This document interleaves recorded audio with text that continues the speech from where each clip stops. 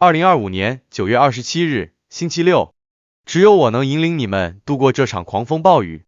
2025年9月3日，西班牙圣托里比奥修道院信息。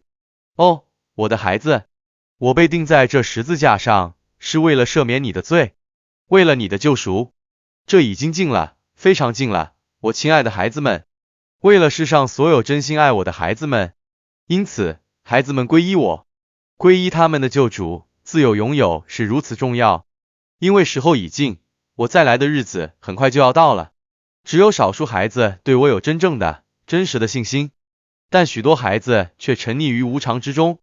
我们必须通过祈祷，坚持不懈的祈祷，牺牲和赎罪的行为来帮助他们悔改，使他们能够脱离无常，不再沉溺于和信靠尘世，而是找到我，他们的耶稣。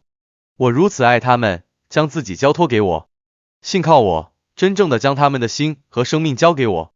因为只有这样，我才能提升他们，只有这样，他们才能进入我的新国度，只有这样，他们才能回到天父身边，永远生活在荣耀中，正如对所有真正承认我、真诚爱我、跟随我、尊重和敬重天父诫命的人所应许的那样。阿们。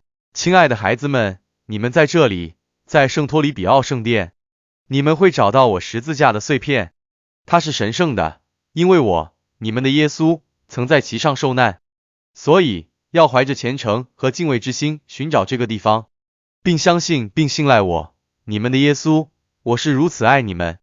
阿们。告诉孩子们，警告即将来临，所以要利用这段时间祈祷，前往朝圣，帮助更多灵魂归依，去寻找我，他们的耶稣，这样他们就不会迷失在永恒的地狱深渊中，那里会吞噬他们的灵魂，给他们带来永恒的痛苦和折磨。阿们。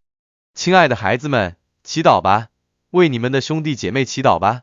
这个世界已经被魔鬼统治了，看，醒醒吧，不要安于现状，也不要冷漠无情。我，你们的耶稣，今天无法告诉你们更多，但请认真对待我的话语，因为我赐予你们是为了拯救你们的灵魂，这才是最重要的。所以，到我这里来，和我同在。我非常爱你们，你们的耶稣，来自圣托里比奥圣殿。阿门。